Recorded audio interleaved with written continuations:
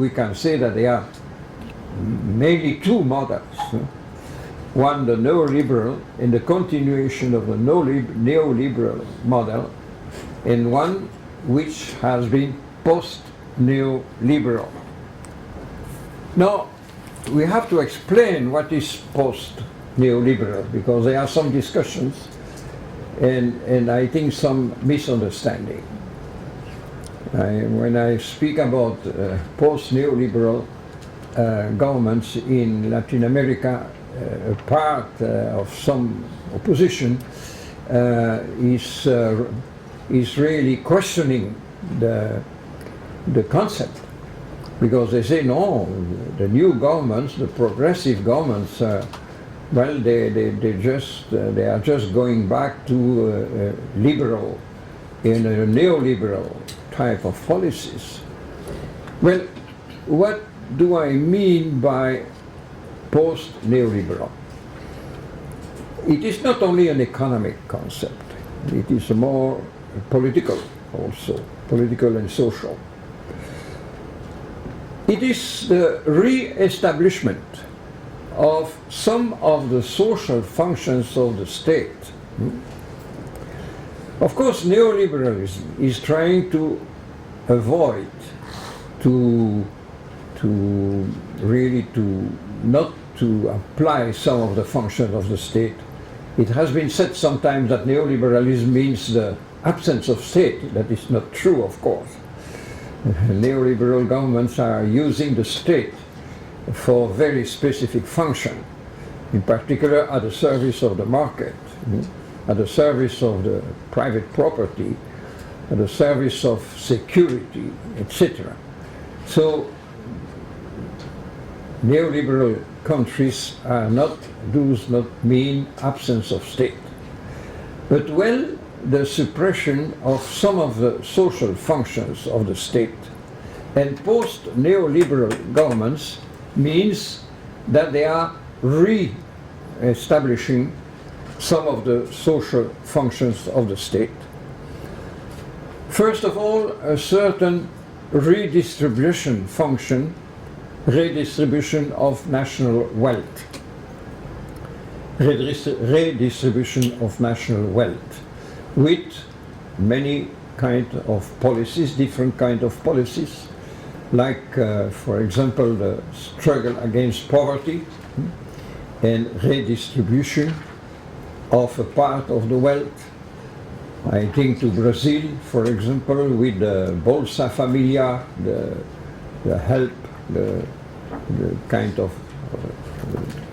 help for the families, which have been developed in a very efficient way in Brazil, and resulted in almost 40 million people living extreme poverty or even poverty.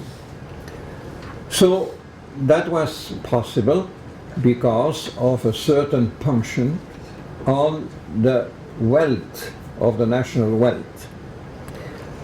Perhaps it is better to say, as we will see, a function on the new source of wealth thanks to the rise of commodity prices than really on the national wealth. But we will come back on that later on. Anyway, that was a first function, to redistribute a part of the wealth of the country to the poorest parts, sections of the population. And that has been surely a characteristic of the progressive government, but I would like to insist on one thing. It was not the privilege of progressive governments. As a matter of fact, the liberal governments, like Mexico, like Chile, like Colombia, have had also programs to struggle against poverty. And they have made progress also in the struggle against poverty. And sometimes they're equal, and even in some cases they are even a little bit ahead of some of the progressive governments in the struggle against poverty. Why? Well, because the struggle against poverty has been one of the slogans of the World Bank since about 20 years. I remember once, about 20 years ago, I visited the World Bank, and inside the World Bank there is a big white wall, and there was an inscription, "We have a dream," allusion to Martin Luther King, of course. A world without poverty. So when I saw that, I was so furious. I wanted to write down, "And thanks to the World Bank, it remains a dream." But anyway, the World Bank has, of course, this idea of struggle against poverty. But the problem and the difference between the progressive governments in Latin America and the liberal governments in Latin America is more about the philosophy. The philosophy of the World Bank is to say, well, that is good for the market. If you have less poor and more people able to consume, it's good for the market. So the reason, the philosophy, the basic philosophy is to serve the market. It's not to serve the human beings, but to serve the market. And to serve the market, it is good, of course, to have people coming out of poverty, because then you extend the base of the market. For the progressive governments, it was not that. That was not the philosophy. The philosophy was really, because they were coming out of most of them were coming out of the action of social movements.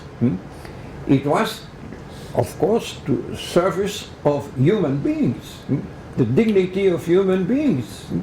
It is impossible to think about a real development of a country if you have people living in extreme poverty or in poverty.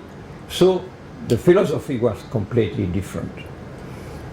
However, the means used have been quite similar. That means programs to help families, poor families, generally with just some money. Of course, in Brazil and in some other countries, it is linked with some social conditions. For example, in Brazil, you can receive the help of the family if you are a poor family at the condition of sending the children to school, at the condition of being affiliated to a health center, etc. When I discussed with the Minister of Social Affairs in Brazil, he told me, well, that is not an assistential policy, you see, it is linked with some social conditions. But I did not agree very much, because I thought the whole system of struggle against poverty in the progressive countries and in the liberal countries are of assistential type. Assistential type. Of course, the result, the social result, is, well, going out of poverty. But it is not building really social actors. It is more building social claims of the governments, of the parties, etc. I don't say that it is the intention, but at least it is the real result. It is not to make of the poor people actors of their own transformation, because they receive that from the state, you know. And in this sense, from the sociological point of view, there are some question marks. However, in the progressive countries, there have been more than that. There have been also a better access to public services, and that is more structural. Public access to better access for the poor people, for the poorest people, to public services like health, education, culture, etc. And that has been promoted. In a country like Ecuador, for example, the number of children going to school has practically doubled in the last 15 years. So there has been quite a bit of efforts for schools, for health, for construction of hospitals, health centers, etc. Now we can discuss, and I will discuss that perhaps the last day or perhaps before, the content, the conception of what is health, of what is education. My hypothesis is that the content is classical content, modernization of society in a classical term. And that, of course, is also in discussion, and we will speak about that later on. But anyway, the effort made to promote education and health and culture has been one specific aspect of the progressive governments. And finally, public inversions. Public inversions in different areas, and that is different from one country to another. In Ecuador, for example, the inversion in transport, in roads, has been extraordinary. Ecuador, which is a country with many mountains, as you know, to build roads is something gigantesque. But it has been achieved, and it is really impressive to see the system of roads which is existing in this country, and the quality of the roads. For the moment, they are much better than in Belgium, where the roads, of course, are numerous since a long time, but they are in a very bad state. So, public inversions in infrastructure of energy and of roads, of communication, etc., has been particularly important. Public investment, of course. So that is post-neoliberal, to re-establish the function of the state in those different areas of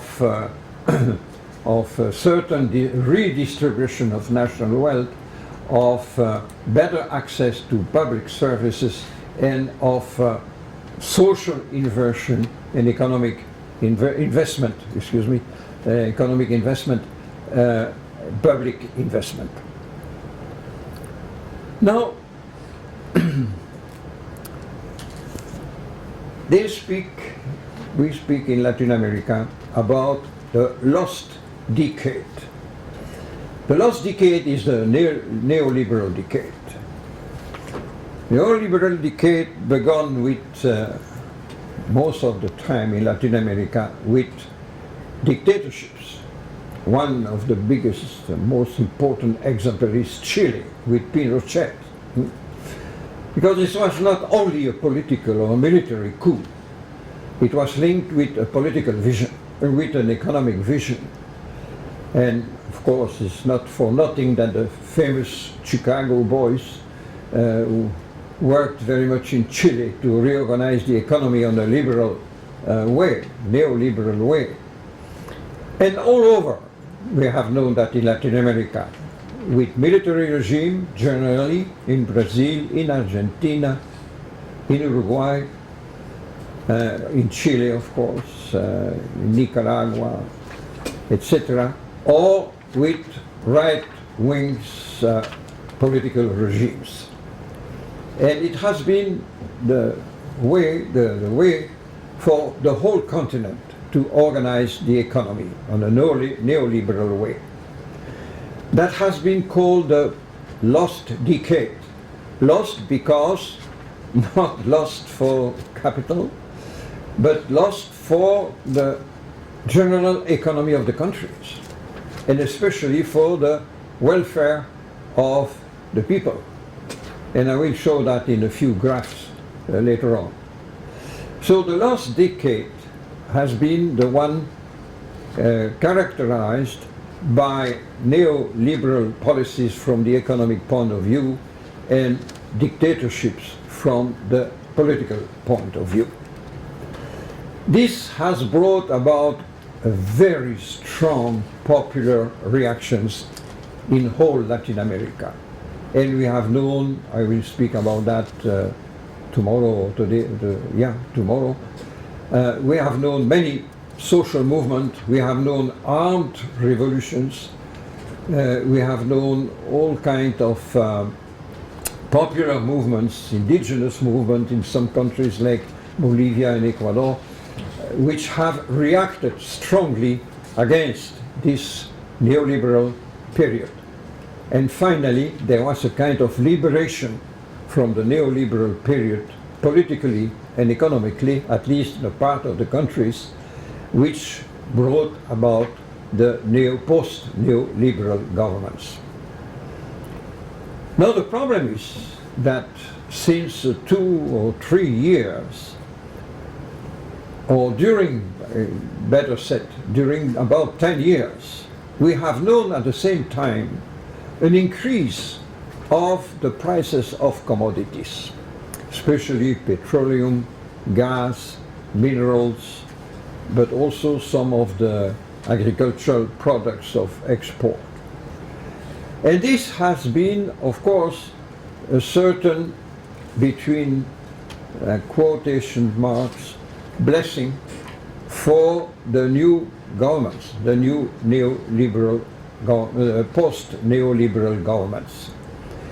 They have been born at a moment of a positive conjuncture of prices of raw material and some agricultural products.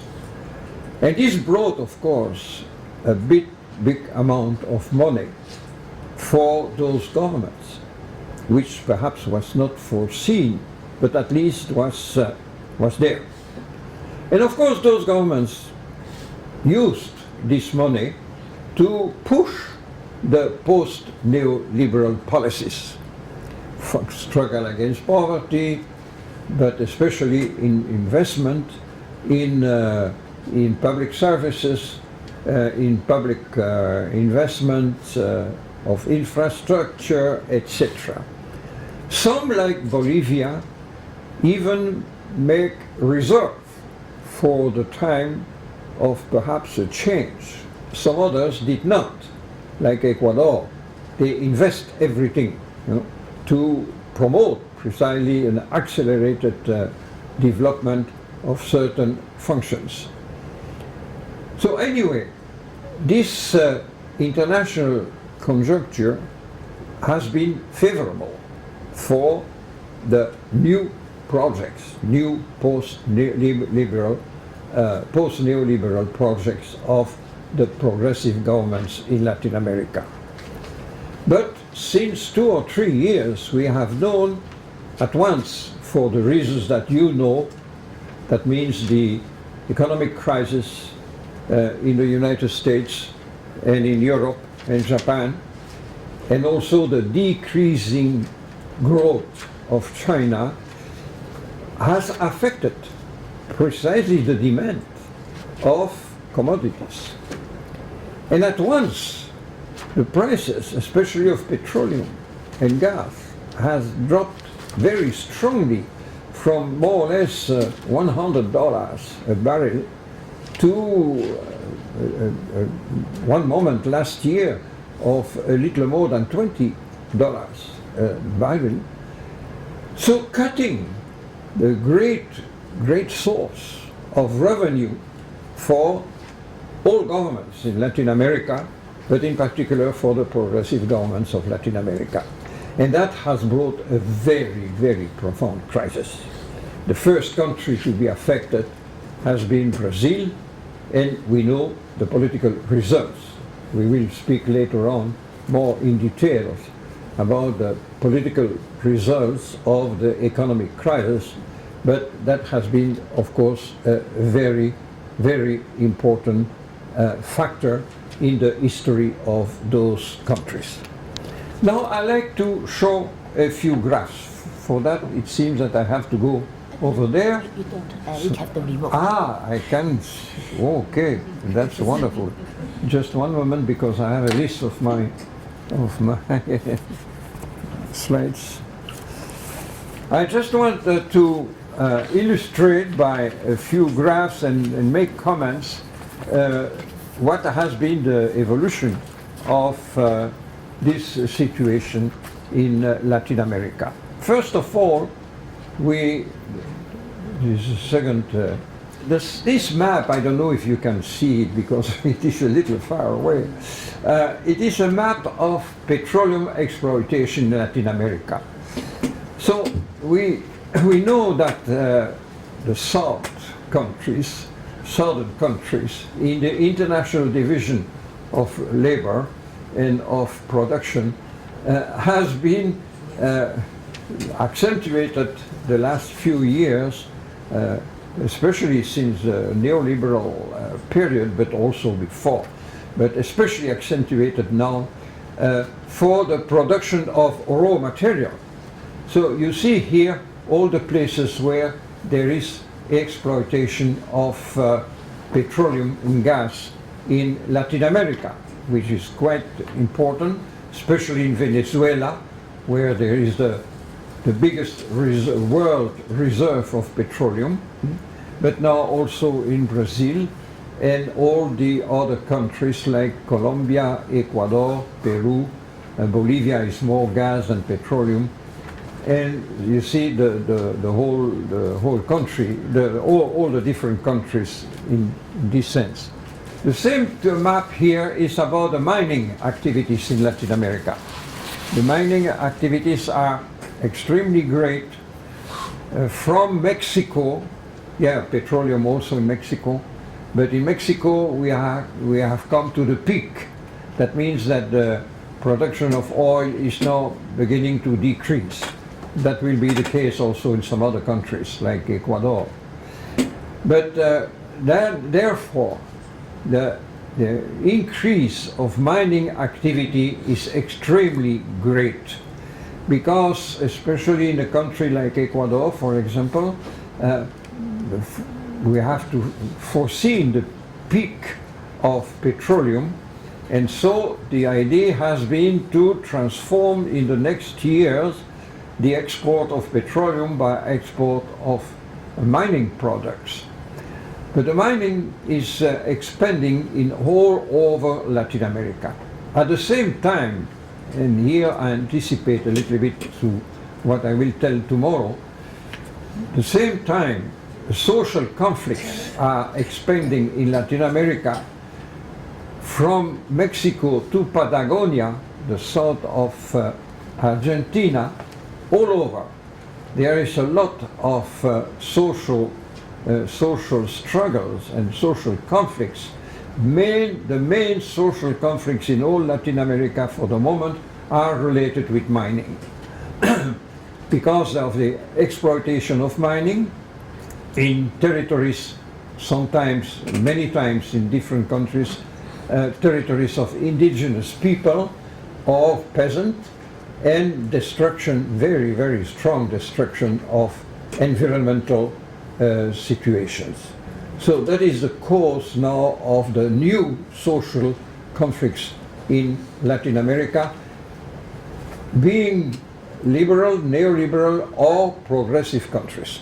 There is very little difference between both. Now, if we see some of the situation in the progressive countries, I will take Ecuador as one case to illustrate that, but I will take also general statistics of Latin America taken from CEPAL, from the United Nations Commission for Latin America. We see the efforts which have been done, for example, in Ecuador to change the structure of labor from the structure of labor between 2007 and 2012, from the informal to formal. So we see the diminution of informal work, labor, and the growth of formal work. Here is a diminution of informal and the growth of formal labor, which is of course a certain structural transformation. It is not very strong, but it is a trend, at least, to try to transform the labor structure in the country. It has been done through a certain industrialization, but not very much. As a matter of fact, because of the prices of commodities, Latin America in general has been going toward the reprimarization of economy. That means that the economy has been again an economy of export in the last 15 years, of export of raw material and commodities rather than industrialization. And even a country like Brazil has known a deindustrialization process. But anyways, efforts have been made along that line. In a country like Ecuador, but it is the same in many other countries of Latin America, we see that the sectors of labor are still very strongly related with agriculture. The first line is agriculture, the agricultural sector in Ecuador, and then come all the others, industrial or transport, and etc. So you see that the structure of labor, the structure of economic activities are still very much concentrated on agriculture. However, agriculture is a small part of the real wealth of the country, and that's why I will speak more about what is the agrarian question in Ecuador, but also in all the other countries of Latin America. We see also the effort made in Ecuador to bring the income of what has been called the food basket, that means the essential goods for life, and the cost of the essential goods for life, and related with the familiar income. And you see that the last few years there has been matching. The price of the necessity, the fundamental necessities for life has been matched, or the price of the expense of a family has been matched by the food market. So that was one of the part of the struggle against poverty, of course. Of course, we spoke about the re-establishment of some functions of the state. Here we see the evolution in Ecuador of the social investments, investment for for social issues like health, education, etc. So that has been surely one of the achievements of such a country. However, the domination of the financial system, of the world financial system, is still quite great. This is a map of the heaven, of the fiscal heaven in the world. And we see, of course, that in Latin America we have quite a bit of the fiscal heaven. You see here in the Caribs, and in Panama. Of course, lately there has been some revelation about the Panama Papers,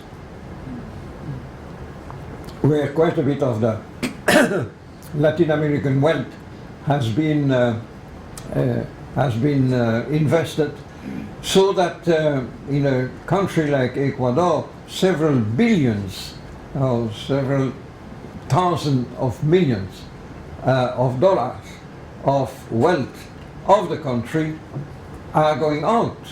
I will give later on the example of the production of broccolis in Ecuador, where the companies have their capital in Panama. So a good deal of the wealth of Latin America has been invested outside. There has been an evasion of capital, which could be, of course, reused for the development of the country. And that is not only, of course, in Latin America, it is all over the world. So we don't have to forget that Latin America is not an isolated continent.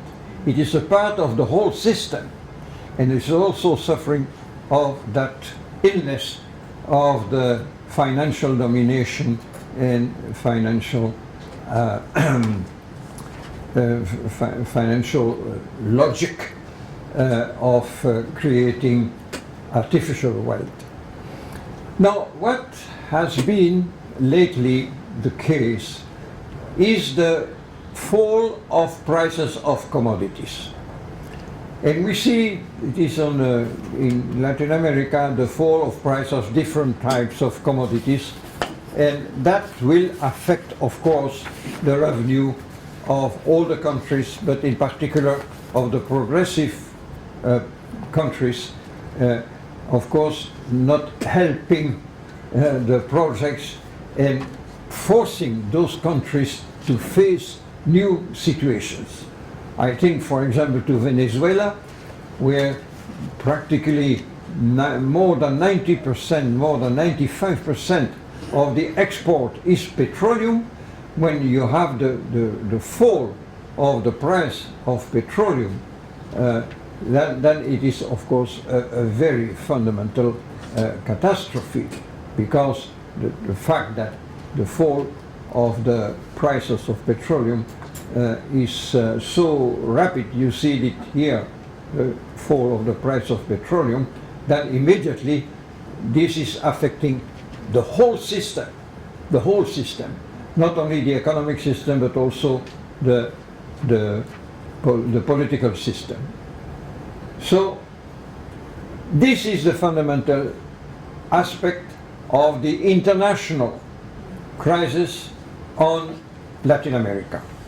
Of course, it will be quite similar for Africa and for some of the countries of Asia, of course. We see that this affects, for example, in a country, in some of the countries, you have here different countries of Latin America, like Ecuador or some other countries. The first one is Ecuador, then comes Bolivia here, then comes Colombia, etc., Peru, but you see the different countries of Latin America in a three period, and the last period is the last year. So you see all over you have a diminution of export, decreasing exportations because of the international crisis, and that will affect, of course, the revenue also of the state, if you have a state, post-neoliberal state, investing in social policies. The balance of payments, of course, that is all for all Latin America, is also decreasing.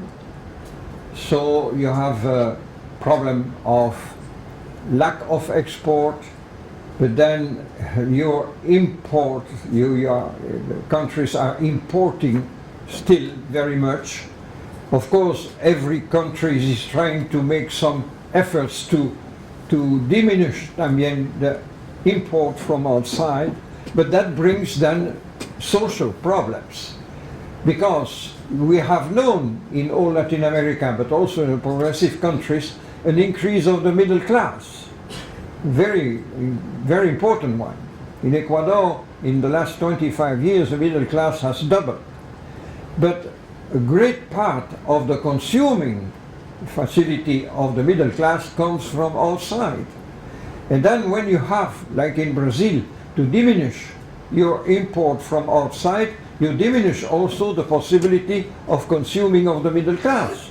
And then you begin to have reactions in the middle class. So it promotes also some social problems. And we have seen how in Brazil the middle class began to react very strongly because of seeing its possibility of consuming affected by the international crisis. And of course they blame the local government for that. There has been also, but it is a longer issue, a lack of inversions. We see that insufficient inversion in investment, a lack of investment in the region to promote the policies of development. Of course, this began to affect also the GDP. You see the line of the GDP there is affected by the international crisis. That means also that investments are in diminution, and finally consuming possibility are also in jeopardized, also diminishing.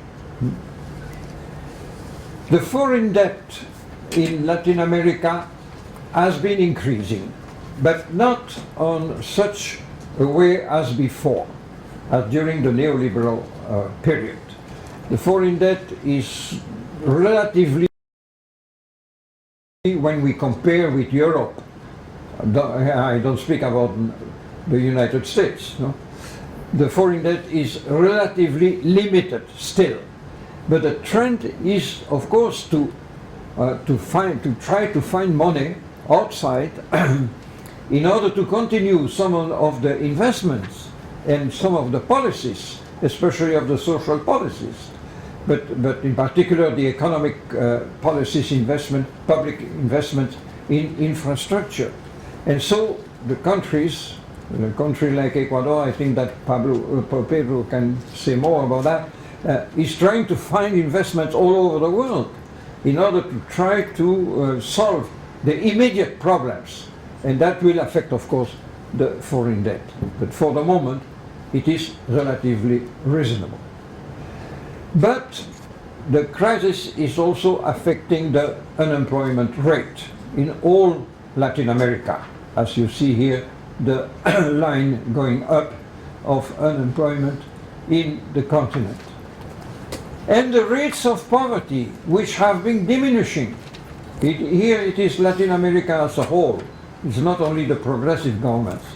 The rate of poverty has been diminishing, but the last year you see the beginning of a kind of stop of the diminution and the beginning of a new rise of poverty. And that is due, surely, to the international crisis and to the lack of possibilities for the countries to have enough money to make a policy of redistribution. However, what has been the case especially of progressive countries, like I told you, was the investment on public social expenses. And we see that this has been, of course, quite strong during a period, but also the trend is going to a certain diminution of stop, I would say, of the growth of the expenses here from this year already, and the danger is, of course, to come to a certain end of the growth of public expenses. In the continent, we have known, like I said, a diminution of poverty and an increase of the GDP. What has been called the lost decade is well indicated here. You see, the increase of poverty with neoliberal policies, and decrease of relatively decrease of GDP, or more or less, and then a different trend after, especially with the post-neoliberal governments. Some others also where poverty has been diminishing for the reason I have explained in the liberal countries. Expanding GDP also in liberal countries, but with less redistribution of wealth. But anyway, in the continent, we have known a diminution of poverty and increase of GDP, but now again we are beginning the decrease of GDP and re-increase of poverty. And that is of course due to the international crisis. Most of the main reason is the impact of the international crisis. I don't know what happened. Yes. I am almost at the end of the graphs. Evolution of the GDP.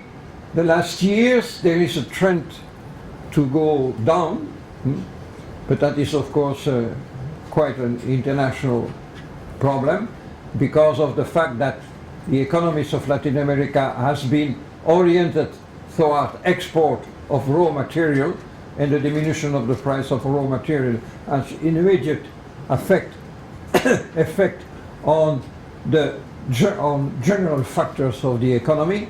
So we see the trend for the moment, and that will explain a great deal of the difficulties that we have now, that we have in Latin America. Reprimarization of the economies. You know, we speak about primary level, that is a level of extraction and of agriculture, especially for export. The second level is industry, and the third one is services. So we have known in Latin America a trend to reprimarization of the economies.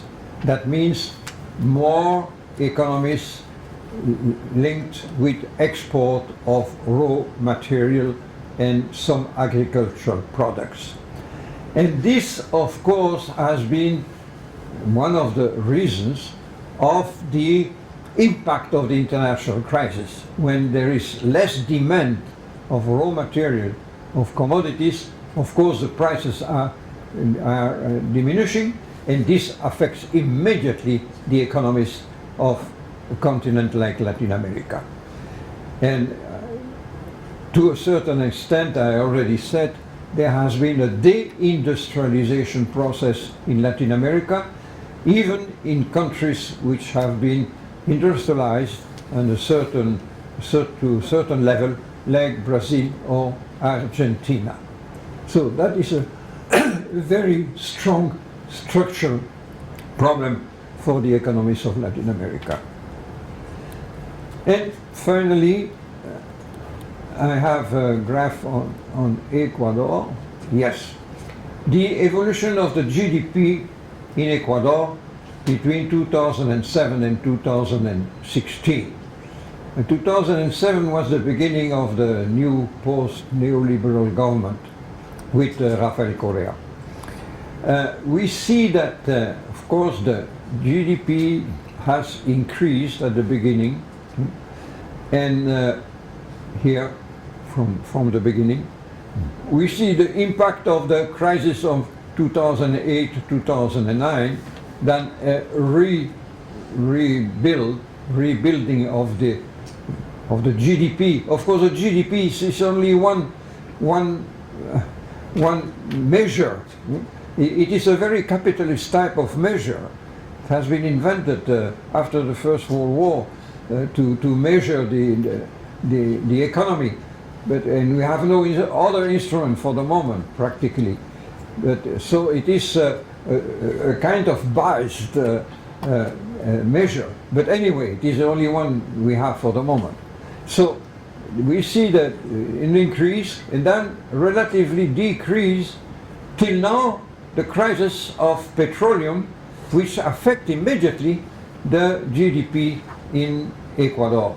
According to the International Monetary Fund, this year the decrease will be more than 3%.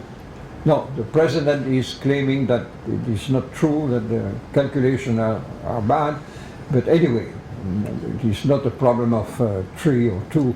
The problem is the general trend, which is going like that. So, of course, this will bring about, of course, not only economic problems, but also political and social problems, as we know.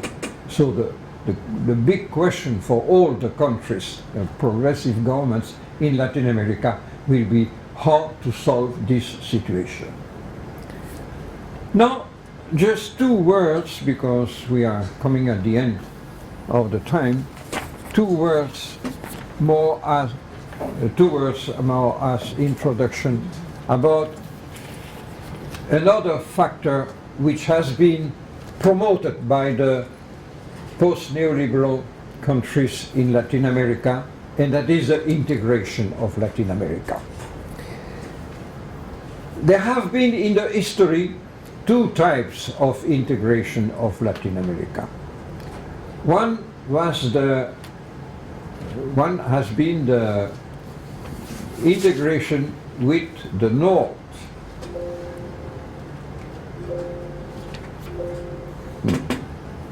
Yes, thank you. Okay. One has been, yeah. No, the one following. Yeah. One has been the integration with the North America and Latin America. And the other way has been the integration of Latin America. And that has been a great struggle since the beginning of the 19th century, with, from one part, the Monroe Doctrine in the United States. Monroe was the president of the United States of America at that time, in 1823, if I remember well. And the Monroe Doctrine was America for the Americans. That was against the British and the French. But America for the North Americans. That was the real meaning. So that the United States of America had to be the master of the whole of America. And so to integrate Latin America with North America. And the other one was Bolivar, with the Conference of Panama Conference in 1824-25, where some of the leaders, the new leaders of Latin America, from Argentina to Mexico, met together with Bolivar, on the initiative of Simon Bolivar, and that was the integration of our America. They said, our America, Nuestra America. So that means the integration of Latin America. And during the whole, practically the 2 centuries now, those 2 centuries, this trend has been going on, or integration with the North, or integration on a Latin American basis. Till the end of the Second World War, the integration with the North was practically the only one existing, with the constitution of the OEA, the Organization of American States, and the seat, of course, is Washington, and that is really the integration with the North. And then it has been completed after the Second World War by the TR, that is the Treaty for Military Cooperation, and then the big effort of George Bush, son, has been to try to create an economic integration with ALCA, with the treaty, the Free Trade Treaty between the United States and Canada and Latin America, and he thought that they would won that battle, but that has been stopped by the progressive governments of that time, especially by Hugo Chavez in the Conference of La Plata in Latin America, in Argentina, where because of a really popular opposition in the whole continent, made by social movements, by political parties, by churches, etc., to stop the ALCA, and it has been stopped. So the first aspect was the political one, OEA, the second one was the military, and the third one the economic, but failed. So of course the United States of America began then to try to make individual trade, free trade agreements between the different countries of Latin America, and the neoliberal countries all entered in that kind of treaties with the state, but not the progressive countries. At the same time, since the Second World War, there have been new efforts to construct the integration of Latin America. That has been, for example, Central America, with the constitution of a Central American Parliament, another Parliament of Latin America in Brazil, a seat in Brazil. The first one is located in Guatemala. Then came the other efforts of integration, economic integration with Mercosur, the common market of the South, with some countries of South America like Brazil, Argentina, Uruguay, etc. Then came also the CAN, C-A-N. It is integration of the countries like Colombia, Ecuador, Peru, this part of the continent. Then also finally the UNASUR. UNASUR is the integration of all the southern countries of Latin America, from Venezuela to Argentina, which has no seat. It is going from one country to another every 2 years.